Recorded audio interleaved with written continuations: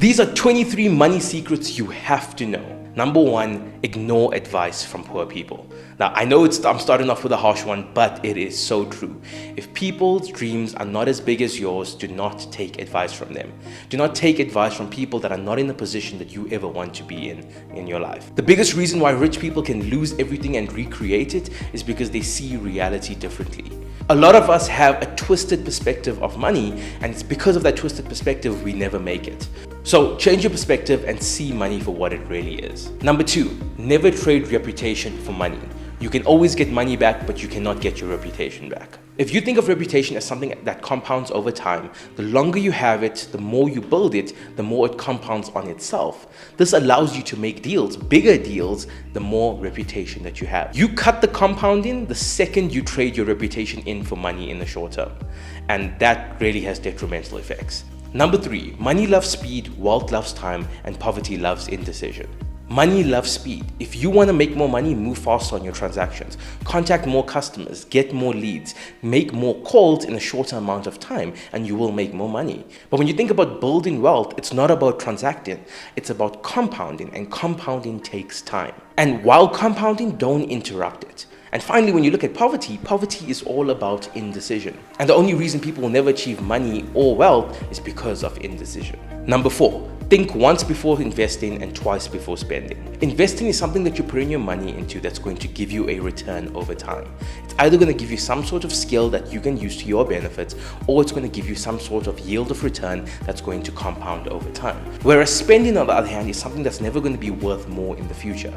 It's going to be consumed. So always think twice before you do it. Number 5, you get paid for the value you create, multiplied by your ability to negotiate, divided by how hard you are to replace. If you provide something that is of amazing value and you're an amazing negotiator, but somebody else can provide that exact same service at a tenth of the price, you're not in any position of leveraging to get what you want. Making money is capturing a percentage of the value that you can create for other people while being better than everyone else in your field. Number 6, mistakes love a rush decision. Now, this whole concept of FOMO is a real thing, because when you ever feel like you're missing out, you make a very hasty decision. So it's a value that if you kind of get the hang of it, you will save a lot of money. Number 7, markets take a lot longer to adjust than you expect, but when they do, they move faster than you could possibly imagine. Now, if you ever watched the movie The Big Short, you'll see that this guy has been shorting the market for over 4 years, and he was like, the math just doesn't make sense. But when his shorting actually happened and the market really did change, it happened so fast and changed millions and millions of people's lives. It's like a bubble that keeps growing and growing and growing, and eventually when it pops, it just goes away instantly. This can be looked at in 2 ways, that the work that you're putting in now might take longer to yield results than you think, but when the results do come, it's going to be amazing. But also in terms of like investing or crypto or something, that you could be investing over long periods of time and nothing could be happening. But trust me, when the markets do change, it's going to change instantly, and that's when you have to kind of keep point 6 in frame, because you can't now have FOMO and then rush into investing decisions or different things. Number 8, money is a game, so treat it as such. You cannot win a game if you don't know you're playing one. All the wealthiest people in the world, even Elon Musk has said, they treat money like a game. It's just trying to get better and better at the game of money. Just remember, the truly wealthy people don't even use money to satisfy their material needs.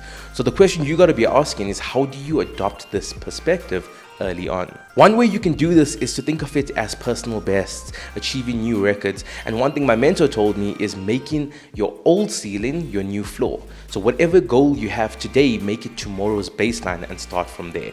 Keep growing, keep adding on, and just continue getting better. Something that you need to understand is what gets measured gets improved. So if you constantly keep a tally on something, you're gonna get better at that thing.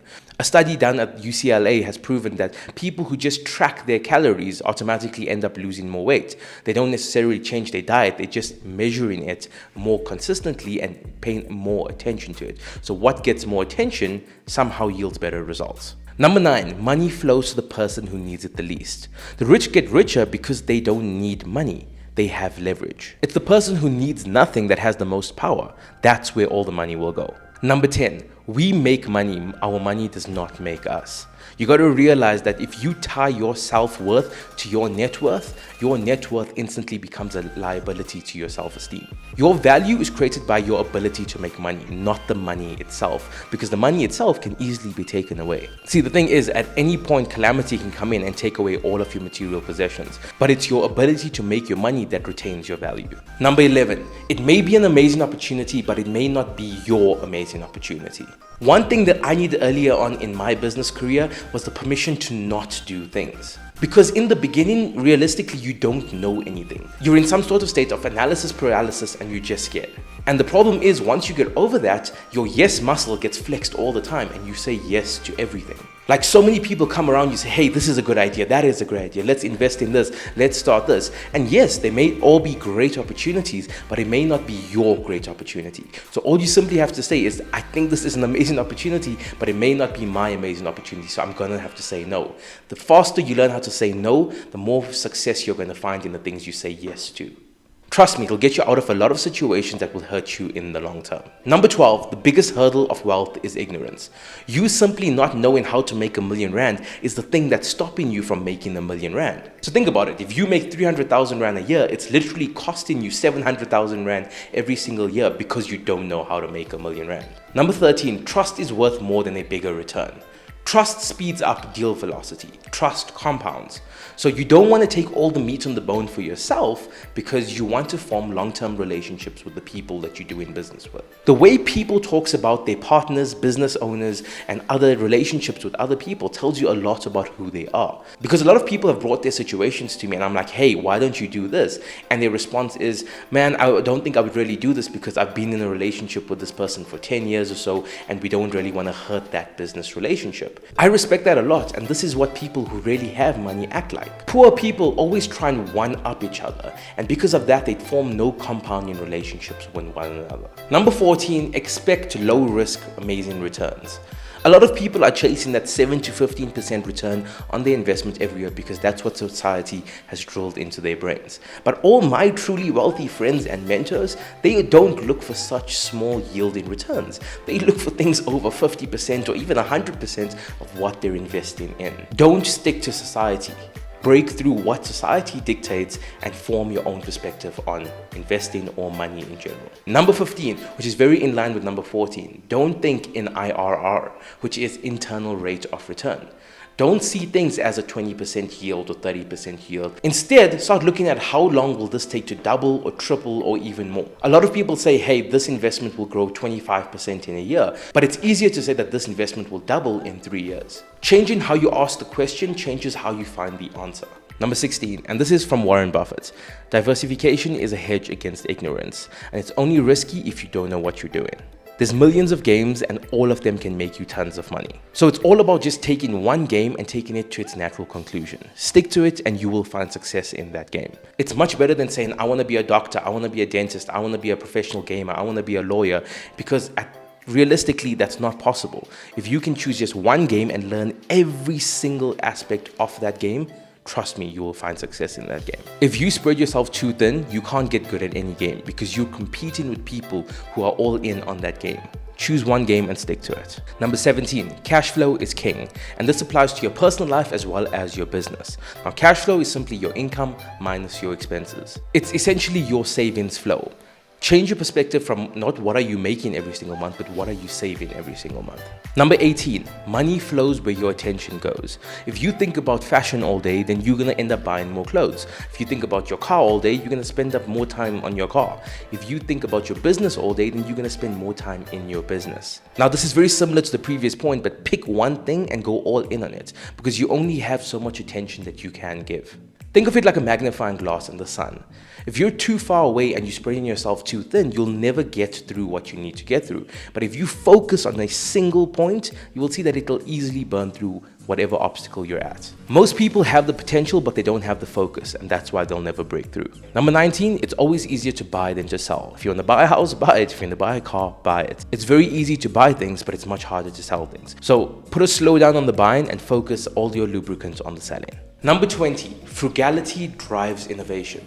Even when you have money, one of the best things to do, in my opinion, is constrain yourself, constrain your time, and constrain your resources. Force yourself into a worse position so that you become more innovative in how to make the solution better. It will force you to think creatively and how to solve problems without money being the solution. And if you are in a position where you do have constraints on time or money, don't look at it as a disadvantage. Think of it as a place where rich people try and put themselves in to solve problems better. The only thing that's a disadvantage is you thinking that it is. Number 21, if you can't afford to lose the money, then don't use the money. If you're like, this is my last 10 grand, and it's probably not a good idea for you to risk that money. And this is why we also have a rainy day fund. So try and get into the habit to build your rainy day fund to kind of sustain your life for 3 to 6 months. It does take time, but grow that fund. Number 22, peace of mind can be bought and it can be sold. If you're going to put yourself into a deal that's going to keep you up at night, don't do the deal. And trust me, you make a lot better decisions when you do have peace of mind. Number 23, guys, is money isn't everything. Always enjoy the process, enjoy the journey, enjoy the relationships that you form along the way. Don't prioritize money, do not chase money, instead chase the journey. A man who loves walking will always walk further than a man who loves the destination. So learn to love the process and always make sure that today is better than yesterday. So guys, if you found that video valuable, please don't forget to subscribe. It does help the channel a lot and also just encourages us to make better videos for you guys. So please subscribe, stay blessed, and enjoy the festive season.